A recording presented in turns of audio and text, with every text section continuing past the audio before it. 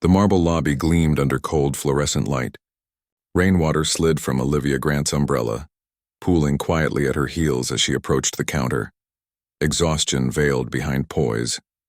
Her tailored navy suit still bore the faint creases of a 14-hour flight from Tokyo. The clerk didn't look up.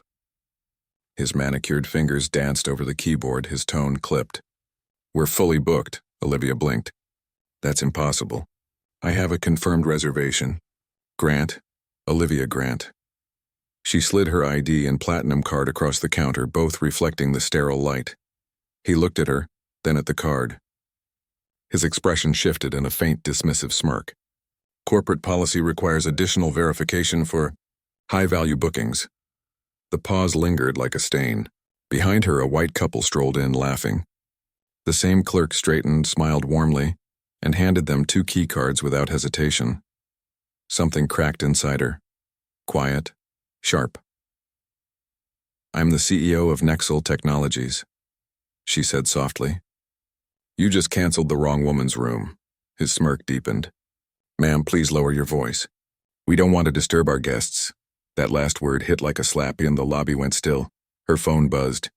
A message from her assistant lit the screen. "Press is already asking about your Tokyo merger. Need statement ASAP." Her reflection in the glass door looked calm, but her chest burned. The humiliation didn't fade. It calcified. Outside, thunder rolled across the skyline. Olivia turned toward the rain, the clerk's voice echoing behind her. "You people always overreact." The sound of her heels on marble was the only answer. By dawn, the hotel's ownership papers would be on her desk, and her vengeance would be silent, signed, sealed, and devastating. The automatic doors whispered open to a blast of chilled air and faint piano music. The Grand Meridian Hotel's lobby glittered, all marble and gold trim, the kind of opulence that pretended to be neutral.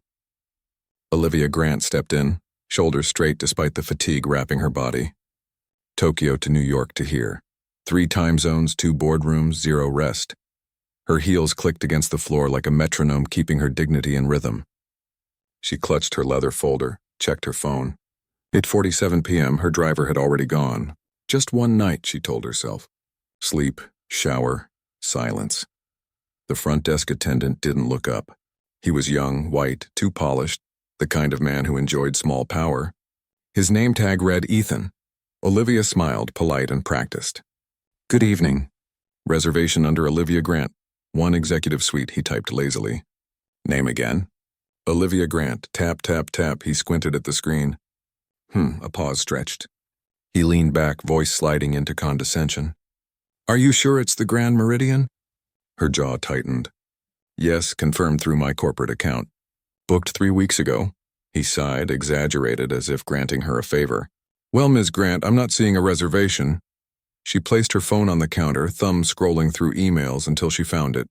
Confirmation, prepaid, time-stamped. "Here." He glanced at it, then looked at her and really looked. The change in his expression was minute but unmistakable. A quick calculation behind the eyes. "Right," he said finally, voice turning clipped.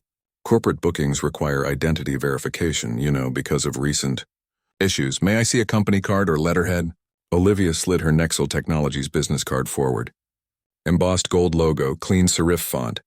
CEO Ethan's smile tightened. "Unfortunately, this doesn't count as official verification. Policy's policy." Behind her, a couple approached, white, mid-40s, laughing about the theater. He greeted them with warmth that bordered on servile. "Welcome back, Mr. and Mrs. Lowell. Suite 901 is ready, just as always." He handed them key cards without a pause. Olivia's stomach sank, not with shock, but recognition, the quiet, familiar sting of exclusion dressed as procedure. She spoke calmly. "You're checking them in without ID." He gave a thin smile. "They're regulars. Different protocol." A few guests glanced over, curiosity flickering like candlelight. Olivia could feel the shift, the silent verdict forming before she could defend herself. "I'd like to speak to your manager," she said, voice steady. He hesitated, then pressed a button on the phone. "Manager to front desk, please." His tone carried faint irritation, as if she were the inconvenience. While waiting, he leaned closer, lowering his voice. Ma'am, there's no need to make this harder. You could just try another hotel. Olivia inhaled through her nose, controlling every breath. Years of boardrooms had trained her to hold composure like armor. But the armor had cracks tonight. The manager arrived, a woman in her 50s with pearl earrings and the measured politeness of corporate diplomacy. I'm Susan, how can I help? Olivia repeated the facts. Reservation confirmed. Payment cleared. Corporate account verified. Susan skimmed the email, her lips pressed into a polite line. I'm afraid we're overbooked, Ms. Grant. We've had a system error with third-party bookings. I didn't use a third party. Susan hesitated. Too long. I understand, but unfortunately all suites are taken. Then downgrade me, Olivia said. Any room will do. Susan's tone cooled further. We don't have any available rooms at this time. Behind them, the lobby doors opened. Another couple entered, dripping from rain. The clerk brightened immediately. Checking in for the Deluxe King, Mr. Donovan? Yes, right this way. Olivia turned slowly toward him. So you do have rooms. Ethan didn't meet her eyes. Susan straightened, voice firm. Ms. Grant, please don't raise your voice. She hadn't. The piano music felt louder now, too cheerful, too artificial. Olivia could feel every gaze, every whisper sliding under her skin. Her throat tightened, not from shame but fury that demanded containment. She reached into her bag, pulled out her corporate ID, titanium finish, engraved.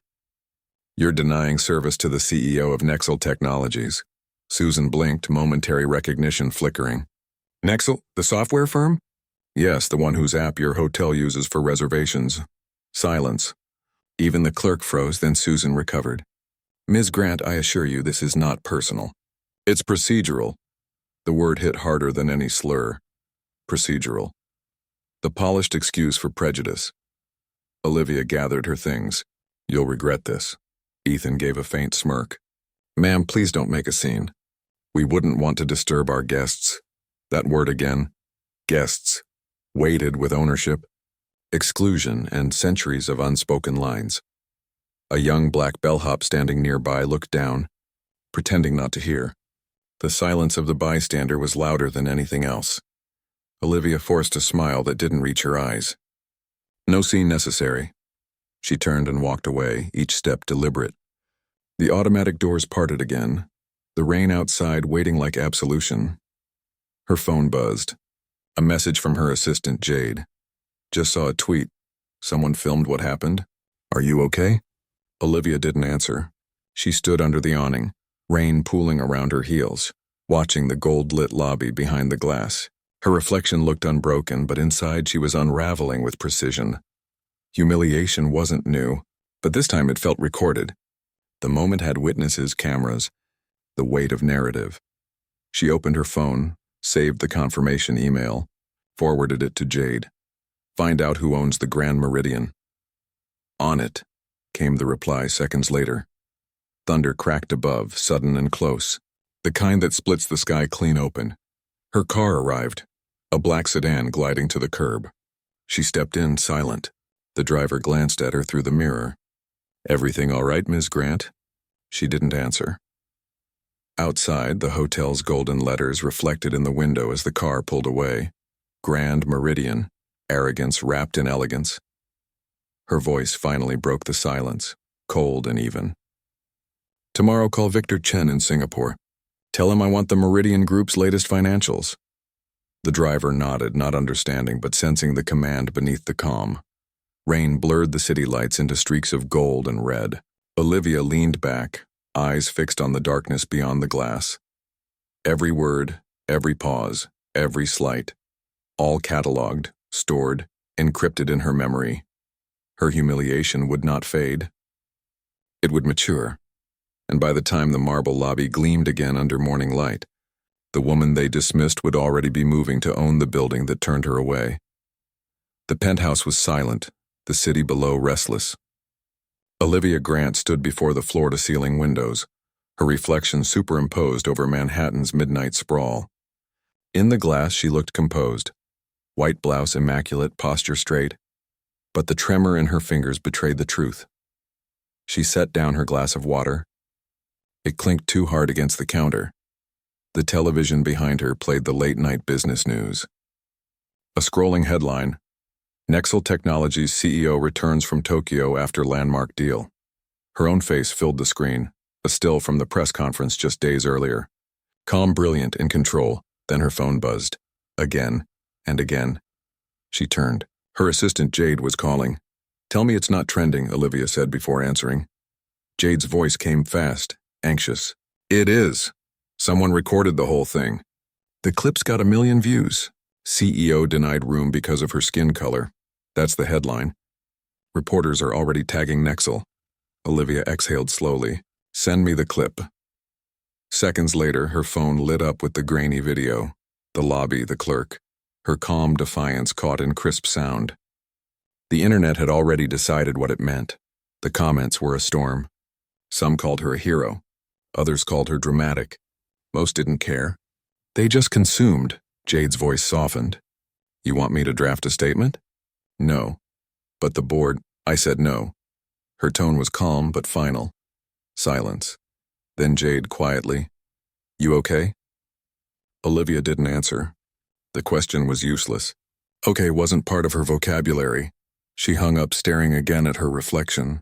For a moment she saw not herself but her mother, standing in a department store years ago, being followed by a clerk pretending to fold sweaters. Olivia had been 10. Her mother had smiled through it. Later in the car she'd said, "Don't let them see you break. They want the crack more than the truth." Olivia pressed her palms against the glass now, cold against skin. The city lights blurred beneath her fingertips. A soft knock on the door. Marcus Reed stepped in, her CFO and oldest friend. Tall, broad-shouldered, suit loosened after a long day. He didn't bother with greetings. "I saw the video." "Of course you did," she said. He crossed the room, set 2 cups of coffee on the table. "You want to go nuclear, don't you?" "I want to go factual." He sighed. "Same thing coming from you." Olivia turned from the window. "They humiliated me in public, Marcus." You saw the look in that clerk's eyes. He didn't see a client. He saw a problem. I know. He sipped his coffee. But if you make this a public fight, it becomes about race drama, not accountability. The board will panic. Investors will pull. You'll lose more than face. Her eyes sharpened. So I'm supposed to do what? Pretend it didn't happen? He didn't answer. Olivia's voice lowered almost to a whisper. "I've spent my entire career making sure I was undeniable. Every contract, every meeting, every merger. Perfection wasn't ambition. It was survival. And still, one boy behind a counter can erase all of it in 15 seconds. Marcus leaned back. That's not erasure, Liv, it's exposure. You scared him just by existing. Then let's make sure he never forgets why. Meaning, she looked at him, expression unreadable. Meaning the system that hired him will learn who signs their paychecks. Marcus frowned. You're not seriously, I'm completely serious. He rubbed his temple. Buying a hotel chain just to make a point. It's not a point, she interrupted. It's principle. He let out a dry laugh. You sound like your father. Good. They stood in silence, the hum of the city filling the space between them. Finally, Marcus said, At least wait until this dies down. Don't make a move while everyone's watching.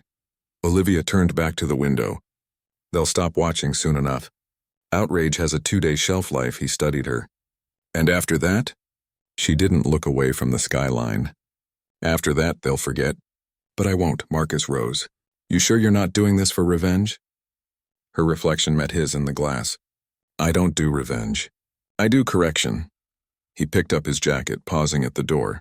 You always win, Olivia, just don't forget what winning costs. The door shut softly. Alone again, Olivia walked to her desk. The clock read 12:03 a.m. She opened her laptop, the glow illuminating her face like a verdict. Email drafts, financial reports, merger data, all waiting. But her mind wasn't on business. It was on marble, on silence, on the way that clerk's smirk had been both casual and ancient. She opened a new file. Meridian acquisition, feasibility study. Her fingers moved quickly, deliberate keystrokes. Company structure, parent holdings, capital investors, ownership patterns. She didn't notice the minutes passing. The city outside dimmed into a muted gray-blue as dawn approached. Birds began to stir on the terrace. Her reflection now was clearer, eyes raw but alive. Her phone buzzed again. A message from Jade. FYI, protest forming outside the hotel. They're chanting your name. Olivia stared at it, then replied, no statements. Not yet. She closed her laptop. The screen went black, reflecting only her face. Let them chant, she murmured. While they make noise, I'll make moves.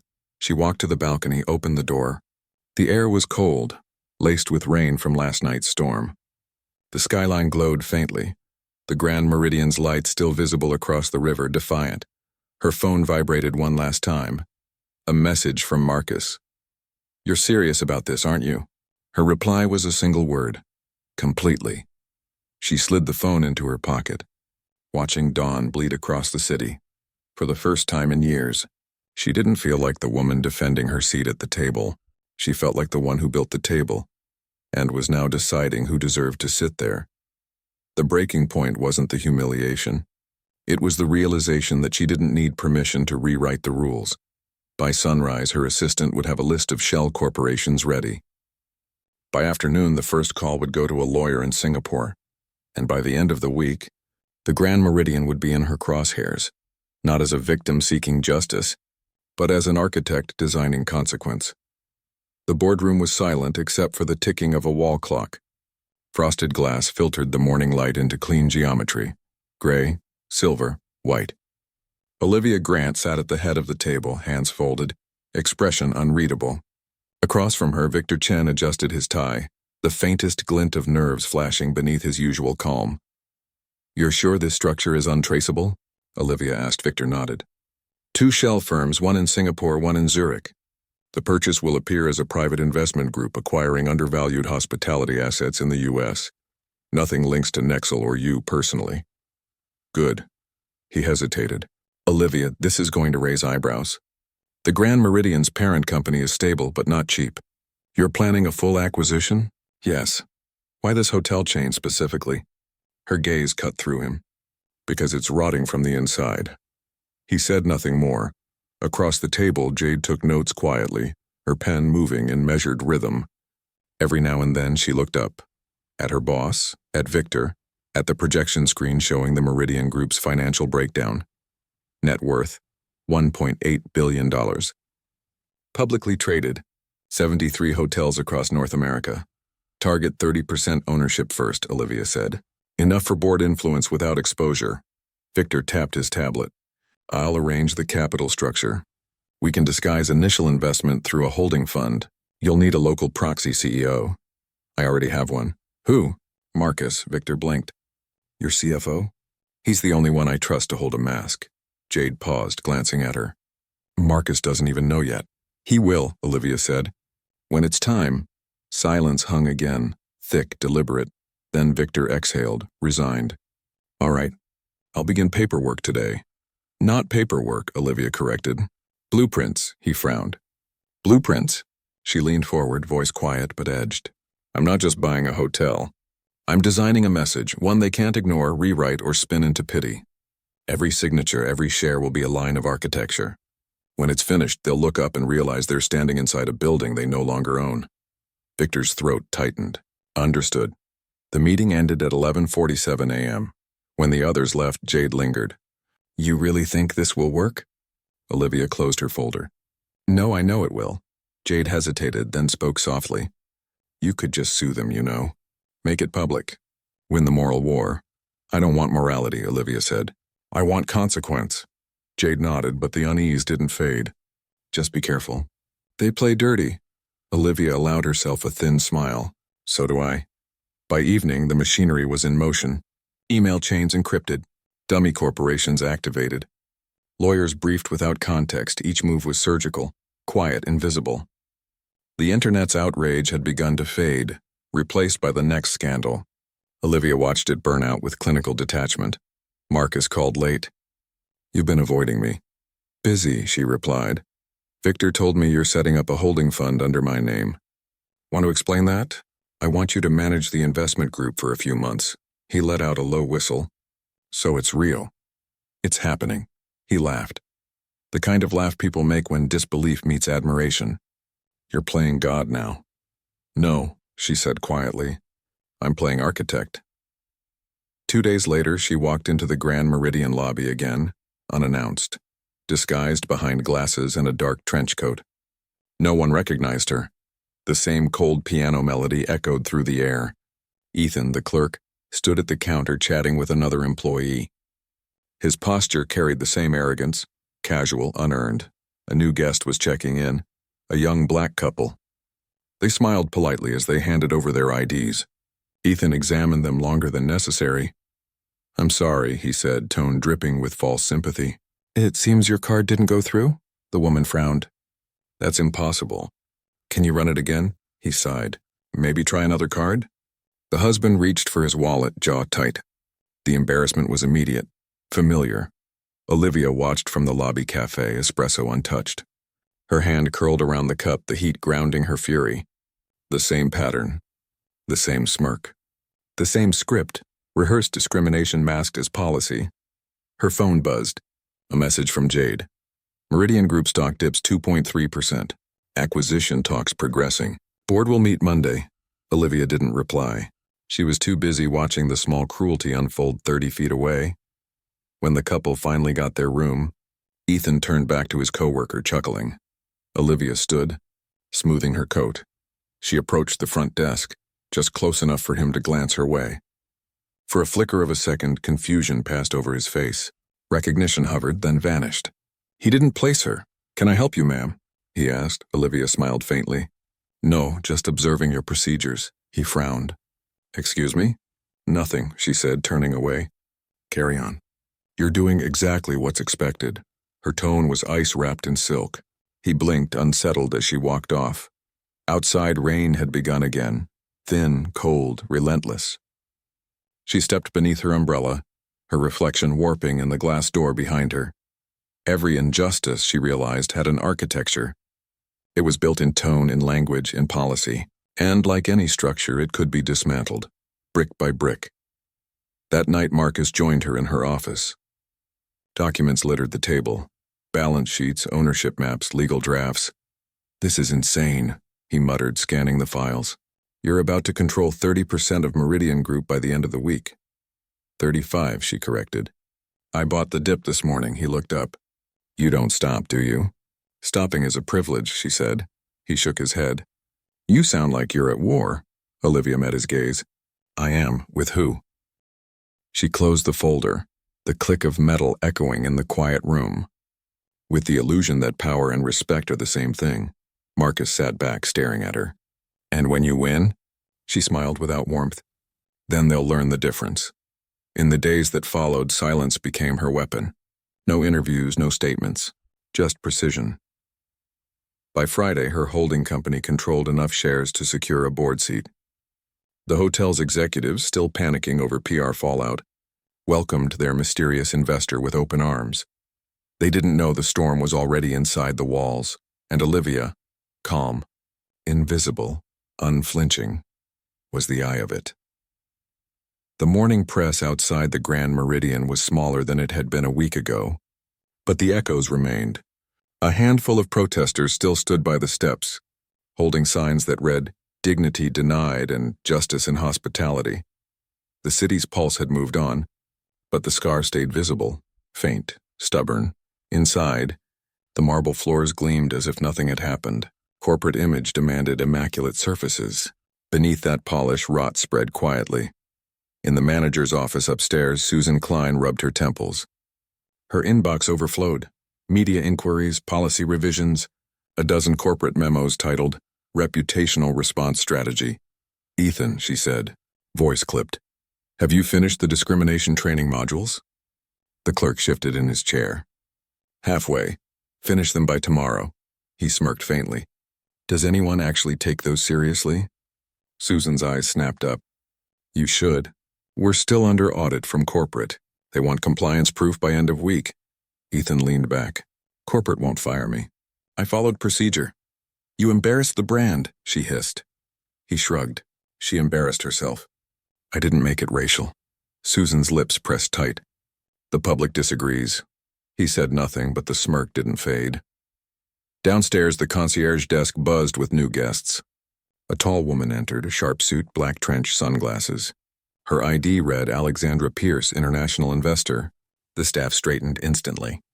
Money had gravity here. She smiled faintly. I have a meeting scheduled with Ms. Klein. Within minutes, Susan appeared. Polite, professional, nerves masked by routine. Ms. Pierce, welcome to the Grand Meridian. Beautiful property, Olivia said behind the alias. I'm considering investment opportunities in the hospitality sector. Your hotel caught my attention. Flattery was easy currency. Susan brightened. We're part of the Meridian Group. Highly profitable, strong corporate backing. I know, Olivia said. That's why I'm here. They moved toward the elevator. Olivia's eyes flicked across the lobby. Same gold trim, same cold piano notes. She felt the same tension in her chest, but now it burned slower, steadier. Inside the elevator, she spoke casually. I read about a small incident here last week. Something about a guest denied service? Susan stiffened. Ah, miscommunication, entirely procedural. Olivia smiled faintly. Procedural. A convenient word. Susan hesitated. I assure you we've handled it. Staff training, policy updates. It's behind us, the elevator dinged open. Of course, Olivia murmured. They stepped into the executive suite wing. Susan gestured around. We pride ourselves on inclusivity. The media exaggerated everything. Olivia turned toward her. The media rarely creates injustice, Ms. Klein, it just records it. The words hung, sharp and strange. Susan blinked, uncertain how to respond. I'd like to see your operations, Olivia continued. Front desk, training logs, staff conduct records? Susan faltered. That's confidential. Olivia removed her sunglasses. The sudden recognition in Susan's eyes was instant, shock freezing into silence. Ms. Grant.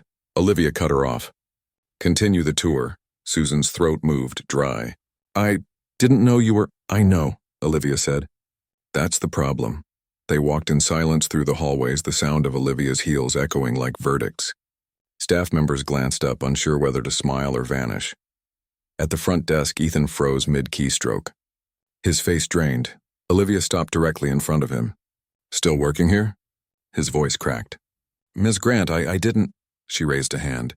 Don't insult both of us with excuses. The entire lobby went still. Guests looked on, sensing the shift but not understanding it. Susan cleared her throat. Ms. Grant, perhaps we could... Olivia turned to her. You wanted discretion. Here it is. Then to Ethan quietly, I'm not firing you. He blinked, confused. You're not? No, that would let you play the victim. I prefer accountability. You'll attend every inclusion training session, manage community outreach, and issue public apologies under your full name. Ethan's voice trembled. You can't. I own this hotel, she said, voice soft, deadly. I can, gasps rippled across the room. Susan stepped forward, horror etched into her face. You own? Olivia's tone was ice. 38% of Meridian Group as of yesterday. You'll receive an internal memo shortly. She turned, walking toward the exit. Effective immediately, I'll assume interim oversight of this location. No one moved. The clerk's chair creaked behind her as he sank down, small now, swallowed by the silence he'd once commanded. Outside, the air was heavy with rain again. Olivia stood beneath the awning, breathing deeply. For a brief moment, she expected satisfaction. Instead, she felt only exhaustion, a bone-deep ache carved from restraint. Jade approached from the car, tablet in hand. It's done. Press still doesn't know you're the buyer. They just think it's another investor group. Good, Olivia said. Let it stay that way. You sure you don't want public credit? You could turn this into a statement. Olivia shook her head. Statements fade. Systems last. They walked toward the waiting car. As the doors shut, Olivia looked back once and through the glass. The lobby gleamed brighter than ever, but she could see the cracks now, thin lines running beneath the marble. Invisible to most. Justice, she murmured, isn't loud. It's structural. Jade turned to her. And the people who broke it? Olivia stared ahead. They'll live in what they built until it collapses. The car pulled away, leaving the hotel framed against the gray skyline, immaculate and hollow. The conference room on the 43rd floor was designed to intimidate. Dark wood table, panoramic view of the city, and a glass wall that reflected every anxious face. The weekly board meeting had begun 10 minutes ago, but the atmosphere was brittle. Strained. Let's come to order, said Richard Langford, Meridian Group's chairman, his voice heavy with practiced authority.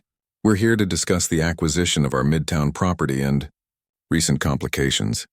Olivia sat midway down the table, composed, silent. The others, 11 executives, all in suits tailored to precision, unavoided meeting her eyes. A projector flicked on, displaying the headline still haunting the company's press coverage. Black executive denied service at Grand Meridian. Below it, incident sparks public debate over racial bias in corporate hospitality. Richard's tone sharpened. We've spent a week doing damage control. Now I learn that one of our shareholders, his eyes cut toward her, took it upon herself to buy the very property at the center of this crisis. Murmurs rippled through the room. Olivia didn't move. Correction. I didn't take it upon myself. I followed open market policy. Meridian stock was available. I bought it. A woman across the table, CFO, silver necklace, clipped tone, interjected. But without notifying the board? Olivia's gaze met hers. You didn't notify me before denying me service. Silence. Richard leaned forward, jaw tight. This isn't about your personal grievances, Ms. Grant.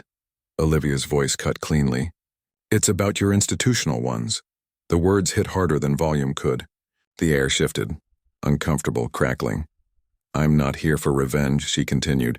I'm here to ensure your systems can't erase people like me again. Richard's fist tapped the table once. Our systems work fine. What happened was a symptom, Olivia interrupted. Not an accident, he stood now, tone rising. You think you understand this business because you have capital? You're emotional. You're using this as spectacle. Her voice didn't waver.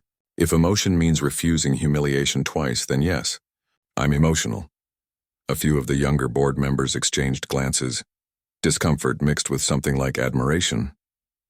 Richard straightened his tie. We're moving to a vote. Effective immediately, Ms. Grant's acquisition will be reviewed by the Compliance Committee for potential conflict of interest. Olivia smiled faintly. Conflict of interest. Interesting phrase coming from a man whose brother owns your PR firm.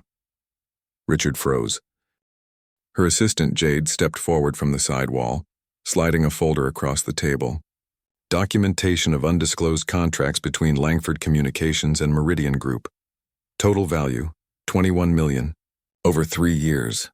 Gasps cut through the boardroom. Olivia's tone stayed measured. Since we're discussing compliance, perhaps we should review all conflicts of interest. One of the younger executives, a man in his 30s, cleared his throat. Chairman, these numbers, are they verified? Jade nodded. All public record, buried in the subsidiary filings. Richard's composure fractured barely. This is irrelevant. It's the system, Olivia said. And this, she gestured toward the file, is how it protects itself. The CFO leaned forward. What are you proposing? Accountability, Olivia said. Starting with transparency. Every executive disclosure, every subcontract, every diversity audit released publicly. Richard slammed a palm on the table. You're turning a private company into a crusade. No, she said quietly. I'm turning it into a mirror. The silence that followed was long and surgical. The younger executive finally spoke. I move we table the compliance review until we verify Ms. Grant's claims. A murmur of agreement followed. Richard looked around the table, realizing the balance had shifted. You're making a mistake, he warned. Olivia rose from her seat. Correction again, she said. You already made it. She gathered her files, sliding them neatly into her briefcase. Gentlemen, ladies, transparency memo will circulate by end of week. Good day. She turned to leave. Ms. Grant, Richard said, voice low but dangerous. You think you can walk into this company and change everything overnight? Olivia paused at the door, looking back. No, she said. But I can start the clock. Then she was gone. Outside the boardroom, the city light spilled through tall windows.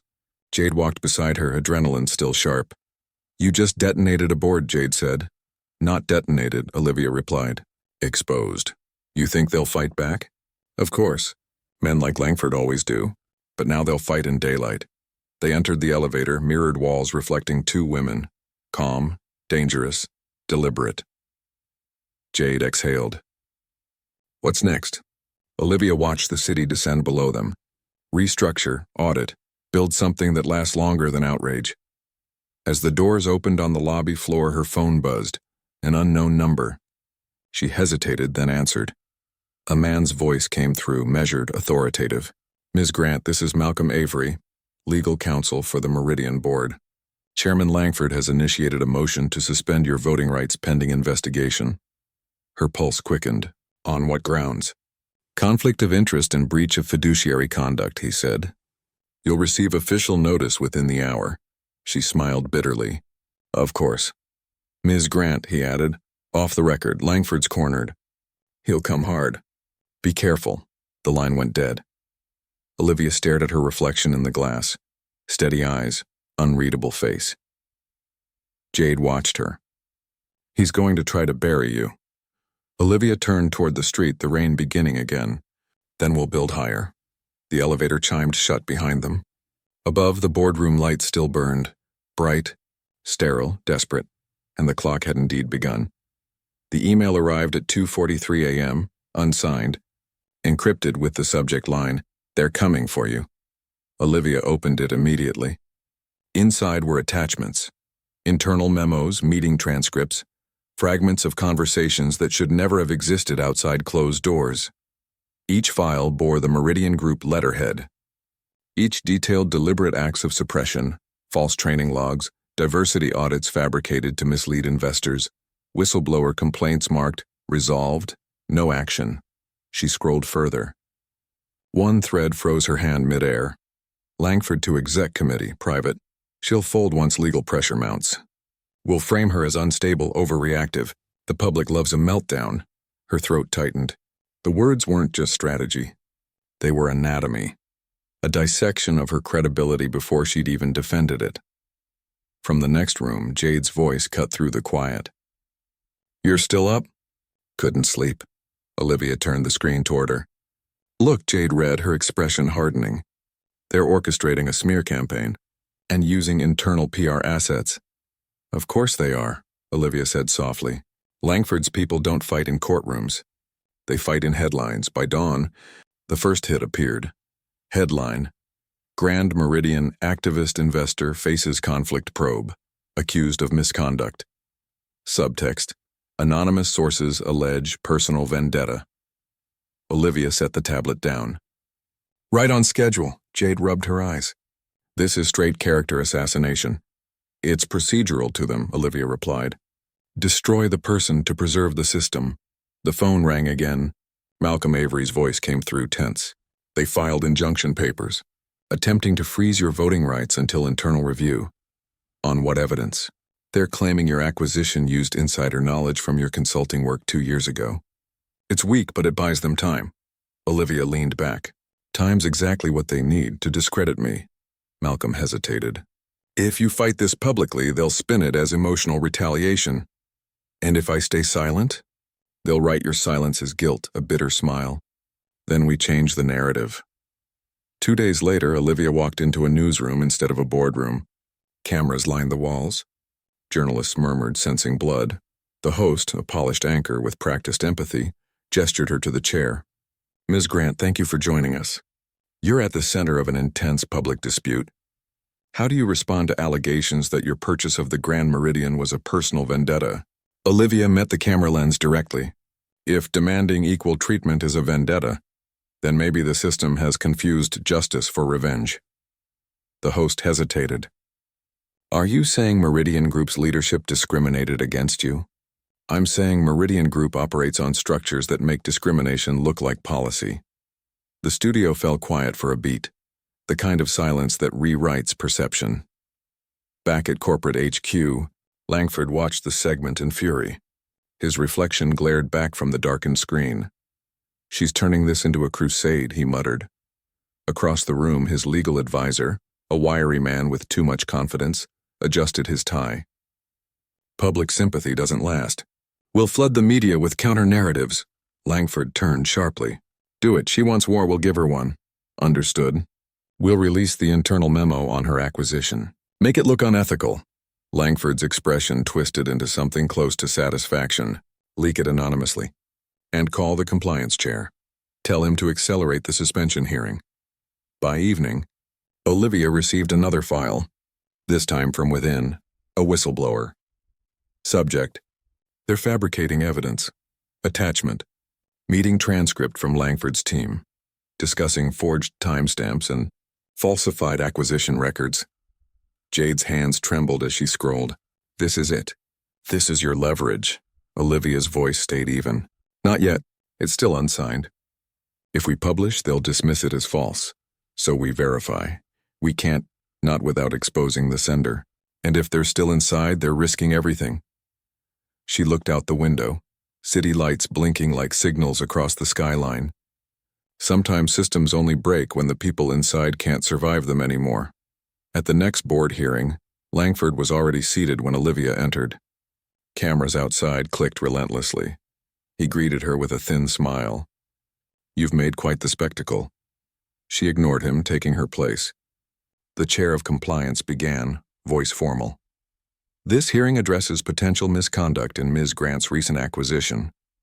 Before he could finish, Olivia slid a flash drive across the table. Before we proceed, you'll want to review these. Langford frowned. What is this? Internal communications, fraudulent audits, falsified compliance logs, every instance of Meridian concealing discrimination metrics under your tenure. The chair hesitated. Where did you obtain this? Anonymously, Olivia said. But the metadata confirms corporate origin. Verify it. I'll wait. Langford's composure faltered as the documents appeared on the projector, his own name time-stamped marked on approval chains. The boardroom fell silent. The compliance chair read aloud, destroy all audit drafts before external review. Adjust demographic ratios to meet PR minimums. Every word a nail. Langford's voice rose. This is fabricated. Olivia leaned forward. You'd better hope so, because if it's real, it's federal. The chair's tone was grave now. We'll recess for verification. This hearing is adjourned until morning. As the room emptied, Langford glared at her. You think this saves you? No, she said softly. It saves the truth. Outside the building, reporters swarmed. Microphones, lights, chaos. A question cut through. Ms. Grant, do you believe this is the end of Chairman Langford's career? She stopped. I believe endings belong to systems, not people. And this one is just beginning. The flashbulbs flared white against her skin as she stepped into the waiting car. Inside, Jade whispered, You've just lit the fuse. Olivia watched the skyline recede. No, she said quietly. The fuse was always burning. We just made it visible. Morning broke with the sound of headlines detonating across the city. Meridian Group under investigation for fraud. Discrimination cover-up. Board Chair Richard Langford named an internal document leak. By noon, the company's stock had fallen 17%. Investors demanded emergency meetings. Staff whispered in hallways, wondering how deep the rot went. Inside her office, Olivia watched the news in silence. She didn't smile. There was no satisfaction, only gravity. Jade entered, tablet in hand. It's official. The Department of Labor just announced an inquiry. They're citing the documents you released. Anonymous documents, Olivia corrected. Jade nodded. Anonymous. But authenticated. A pause. Rain streaked the windows again and the city's quiet applause. You did it, Jade said softly. Olivia shook her head. Not yet. Systems don't collapse overnight. They rot, then sink. At Meridian headquarters, chaos reigned. The boardroom that once echoed with arrogance now buzzed with crisis lawyers, PR advisors, and compliance officers in defensive postures. Langford stood by the window, pacing. His reflection looked smaller now, pale, brittle, cornered. His aide entered, voice shaking. The board's demanding your resignation. Langford turned sharply. They wouldn't dare. They already did. Unanimous vote pending this afternoon. He slammed his hand against the glass. This is a witch hunt. She has the evidence, the aide whispered. For a moment, the old power flickered behind his eyes. Then we discredit the evidence. It's verified, sir. Langford's hand fell to his side. He stared out over the city. The skyline that once mirrored his ambition now seemed to tilt away from him. She'll destroy everything, he muttered. No, the aide said quietly. You did that yourself. By evening, the board convened again. The room was colder this time, not air-conditioned, just stripped of reverence. The compliance chair cleared his throat. We have concluded our review. The documents are authentic. Multiple signatures, timestamps, and internal communications corroborate systemic data falsification under your leadership. Langford's jaw tightened. You're taking her word over mine? We're taking the evidence, the chair replied. Olivia sat across from him, calm, unsmiling, still. The chair continued. Effective immediately, Richard Langford is suspended pending federal review. Interim control of Meridian Group will be assigned to Ms. Olivia Grant. A murmur swept the room. Langford's face flushed with disbelief. You're handing this company to her? No, Olivia said quietly. You handed it to me the day you showed me who you really were. He rose suddenly, pointing a trembling finger. You don't understand how this works. This company is power. You think you've won because the press likes your story? Power always finds a way back. Olivia stood too, meeting his gaze. Then maybe it's time we change what power looks like. The room held its breath. For the first time, Langford didn't respond. He simply turned, collected his papers, and walked out. The sound of his steps dull against the carpet, smaller than his silence. Outside the glass walls, the media frenzy was instant. Cameras clustered as Langford exited, his forced smile barely holding. Inside, Olivia remained at the head of the table. The executives waited, uncertain whether to clap or flee. She finally spoke. No congratulations. No victory speeches. This isn't triumph. It's surgery. We cut out what's killing us or it grows back. Her tone carried no pride, only resolve. She gestured to the CFO. Release every past audit publicly. No redactions. I want community oversight, not corporate spin. The CFO hesitated. That's unprecedented. So is this, Olivia said. Do it. She turned toward Jade. We'll rebuild from the inside. Transparent hiring. External Accountability Board wage equity audit. And I want the first report in 30 days. Jade nodded. You'll have it. That night, the building emptied. Olivia stood alone by the massive glass wall overlooking the city. The lights below shimmered through the drizzle, fractured, uncertain. She pressed her hand against the glass. The reflection that stared back wasn't triumphant. It was tired but unbroken. Her phone buzzed. A message from an unknown number. You don't know me. I was one of the employees whose complaint got buried. Thank you. Another followed. For the first time in 20 years, I think this place might change. She exhaled slowly, eyes glistening. For once, the silence around her felt earned. Jade entered quietly. You should get some rest. I can't, Olivia said. There's too much to fix. Langford will fight back, Jade warned. Men like that don't vanish. I know. Olivia looked back out at the skyline. But now he fights without his armor. The system that shielded him just turned transparent. Jade studied her. You don't sound relieved. Olivia smiled faintly. Relief isn't the goal. Reform is. At dawn, the Grand Meridian Hotel reopened under new management. The same gold-trimmed lobby, but new signage gleamed behind the counter. The Grant Initiative, hospitality with integrity. Ethan stood at the front desk, uniform pressed, posture straight. When Olivia entered, he froze, unsure whether to greet or retreat. She nodded once. How's the training? Different, he admitted. Real. Good. Keep it that way. As she turned to leave, he blurted, Ms. Grant, I was wrong. She stopped. I know, he swallowed. Thank you for not firing me. Olivia's voice was soft but firm. Learn why I didn't. Then she left. Outside, the city was brighter now, the kind of light that arrives only after storms. Jade joined her on the sidewalk. You really bought an empire just to fix it? Olivia smiled, tired but whole.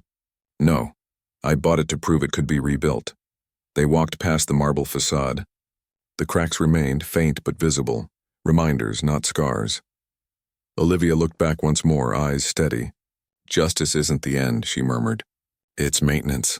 The city kept moving, relentless, imperfect, alive, and somewhere high above. The skyline reflected her face. Not as a victim, not as a conqueror, but as the architect of what came next. 6 months later, the Grand Meridian no longer smelled of fear. The lobby had changed. Warmer lights, open glass, quiet music that didn't demand attention. Guests smiled at staff who smiled back. No stiffness, no hierarchy. Just work. Honest, visible, accountable. Olivia stood near the same marble counter where she'd once been denied a room. Now the staff greeted her by name. their tone neither forced nor fearful. "Morning, Ms. Grant," said Ethan, handing her a guest report. "Occupancy's up 12% this quarter." She skimmed the file. "Good. Keep focusing on community events. The neighborhood trusts us now." "That's worth more than margin," he nodded. "We've been hosting youth business programs every Saturday. The local paper's covering one this weekend." "Excellent," she said simply, then moved on. Her days had shifted, fewer battles, more building. But sometimes when the corridors went quiet, she still heard echoes, the tone of Langford's voice, the laughter of guests who'd pretended not to see, the silence that once weighed more than words. In the upper floors of the corporate tower, new leadership occupied old seats. The Transparency Initiative had turned Meridian Group into a case study in reform. Quarterly audits were now public. HR policies rewritten. Board diversity expanded, but change came with cost. Olivia sat in her corner office reading through an investigative report. The document cataloged what the media called the Meridian Reckoning. Lawsuits settled. Careers ended. Reputations rebuilt or erased. Jade entered, placing coffee on her desk. "Press wants another interview." "Anniversary of the incident." "No," Olivia said. "Let them tell their version. Ours is already in the work." Jade studied her. "You still don't like being the story?" "I was never supposed to be," Olivia replied. "I was supposed to check into a hotel." Silence settled between them, heavy but peaceful. That afternoon, she drove alone to the riverfront. The city's skyline shimmered in the water, fractured light on slow current. She parked, stepped out, and breathed. The air was cooler, the noise distant. The same skyline that once looked hostile now looked like something she'd learned to coexist with, not trust, but navigate. Her phone buzzed. A message from an unfamiliar number. "Ms. Grant, I used to work under Langford. I stayed silent when I shouldn't have. I just wanted to say, I see now what silence costs." She read it twice, then deleted it. Not out of anger, out of release. Across town, Richard Langford sat in a quiet cafe, a man diminished. The newspapers had stopped covering his downfall months ago. His name now appeared only in footnotes or case summaries. He stirred his coffee slowly, hands trembling. When a young server approached, he looked up briefly, old habits almost resurfacing, but caught himself. He smiled instead, soft, human. "Thank you," he said. She nodded and left. For a moment, he stared out the window, at a passing billboard for the Grand Meridian. A new slogan read, "Hospitality with Integrity, a Grant Initiative." He exhaled. The old arrogance was gone. In its place, something like understanding, or maybe just exhaustion. He whispered to himself, "She rebuilt what I thought I owned." Then he finished his coffee and left a generous tip. Back at the hotel, Olivia met with a group of interns, mostly young women, some from backgrounds that would have once barred them from entering such spaces. One of them, nervous but eager, asked, "Ms. Grant, do you ever wish you'd handled it differently?" Olivia paused. "I wish it hadn't needed handling." Another asked, "Do you forgive them?" She thought for a long moment. Forgiveness isn't about them. It's about refusing to live in their story forever. The room went quiet, the interns absorbing the weight of that. Later that evening, she visited the rooftop terrace, the same one the executives used to reserve for private parties. Now it hosted community events and staff dinners. Ethan was there, helping pack up chairs. "You still working this late?" she asked. He shrugged. "Someone's got to clean up." Olivia smirked. "Humility suits you," he smiled faintly. "I used to think rules were just rules, that if someone higher up said no, it wasn't my fault. I see now that's how everything stays broken." She nodded. "You learned, still learning." "Good," she said. "That's all any of us can do." They stood for a moment, watching the city's lights scatter across the skyline, gold, white, and faint blue reflections rippling across the river. When she finally left, the lobby was empty. The same marble floor glowed under soft light, no longer cold, just reflective. She stopped by the old check-in desk, running her fingers across the polished surface. It was smooth now. No sign of the night that changed everything, and yet, the air still remembered, Olivia whispered, almost to herself. The hardest part isn't fighting them. It's what comes after, staying human. Outside, the rain began again, light and steady. She stepped out beneath it, unbothered. The night no longer felt like judgment, only renewal. As the door closed behind her, the camera inside caught her silhouette framed against the city. One woman, one story, and a system learning to rebuild. No speeches. No applause. Just continuity, and for the first time, justice felt less like a victory and more like a maintenance plan that might, just might, hold. The Grand Meridian's 10th floor conference hall was filled with quiet applause. A charity gala, understated but dignified. Suits, evening dresses, a jazz trio in the corner. Olivia stood at the podium, her voice calm, deliberate. "This initiative isn't about me," she said. "It's about who we let belong. It's about what happens when we stop accepting the way things are simply because they've always been that way." She paused, scanning the crowd. City officials, activists, business owners. Some had once been skeptics. Now they nodded, respectful. She continued. "Change isn't loud. It's the quiet work people do when no one's watching. It's policy rewritten. It's someone being treated right and not realizing how rare that used to be." Applause rose again, polite but genuine. After the speech, as guests mingled, Olivia stepped aside, her mind elsewhere. She looked out through the tall glass windows, the skyline glimmering under steady rain. The city never really slept. It just shifted its rhythm. "Good speech," Jade said, approaching with 2 glasses of water. Olivia smiled faintly. "You'd say that even if I froze halfway through." "True," Jade admitted. "But you didn't. You sounded like someone who made peace with the noise." "I haven't," Olivia said quietly. "I've just learned to hear it differently." Later that night, Olivia drove home through wet streets, the wipers cutting rhythmic arcs. The city blurred, signs, lights, people. All of it transient. Her phone buzzed on the seat. "Unknown number." She ignored it at first, then picked up. "Ms. Grant?" a man's voice asked. "This is Detective Romero, City PD. I'm sorry to reach you like this. It's about your father." The words hit with a weight that stole the breath from her chest. "He passed away an hour ago. Cardiac arrest. He'd listed you as his emergency contact." Silence. Then a low, hollow, "Thank you." The funeral was small, dignified.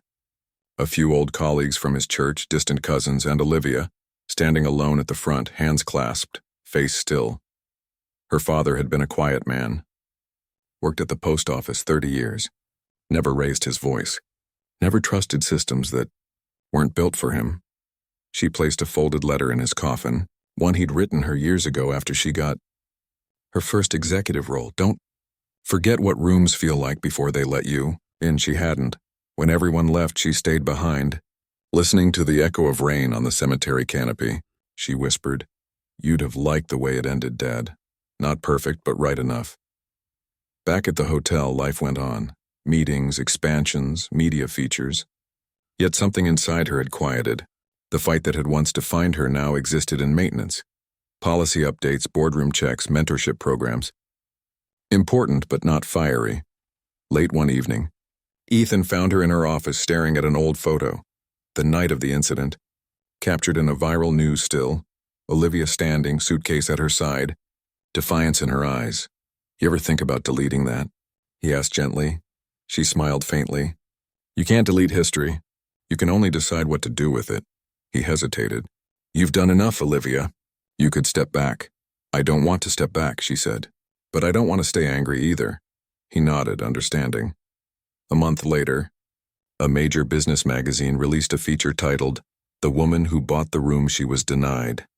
It praised her leadership, her ethics, her quiet power. But Olivia barely skimmed it.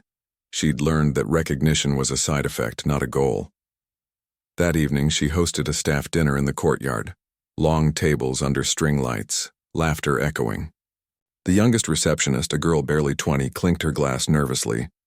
"I just wanted to say," she began, "I never thought someone like me could work here. But now it feels normal. So thank you." Everyone clapped. Olivia smiled, but her eyes flickered with memory. Normal. The word that once felt impossible. After dinner, when the crowd thinned, she lingered by herself under the lights. Rain began to fall again, light familiar. She closed her eyes. The sound wasn't a storm anymore, just rhythm. A voice startled her. "Still here?" It was Jade, umbrella in hand. "Just thinking," Olivia said. "About what?"